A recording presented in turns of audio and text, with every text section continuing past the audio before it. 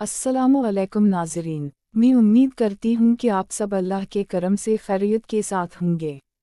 नाज़रीन, आज की इस वीडियो में हम आपको पाकिस्तान के मौजूदा हालात से आगाह करने जा रहे हैं।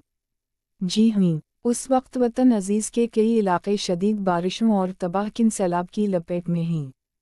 गांव उजड़ गए हैं, बस्तियां डूब रही हैं, खेत खलियान पानी में बह गए हैं और लोग अपनी ही ज़मीन पर बेबसी के आलम में खड़े हैं। ख़ास तौर पर दरियाए सतलज की सूरत-ए-हाल निहायत तशवीशनाक है। उस वक्त इस दरिया में पानी की सतह मुसलसल बुलंद हो रही है। हज़ारों क्यूसिक पानी के इजाफे ने आसपास के देहात को अपनी लपेट में ले लिया है। किसानों की मेहनत से उगाई गई फसलें तबाह हो चुकी हैं और लोगों की ज़िंदगी भर की जुमा पूंजी लम्हों में पानी में डूब गई है। पाकिस्तान की रेस्क्यू टीमें और फौजी दस्ते दिन रात मुतासरा लोगों की मदद के लिए सरगर्म हैं।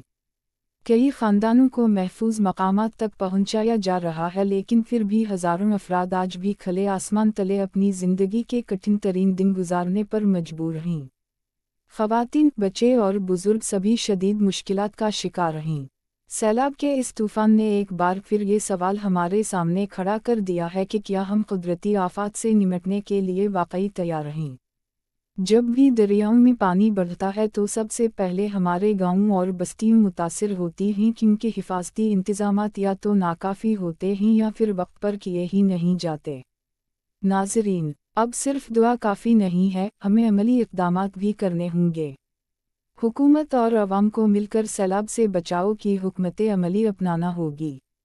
मुतासरा लोगों तक राशन, पीने का साफ़ पानी और अद्वियात पहुँचाना उस वक्त की सबसे बड़ी ज़रूरत है।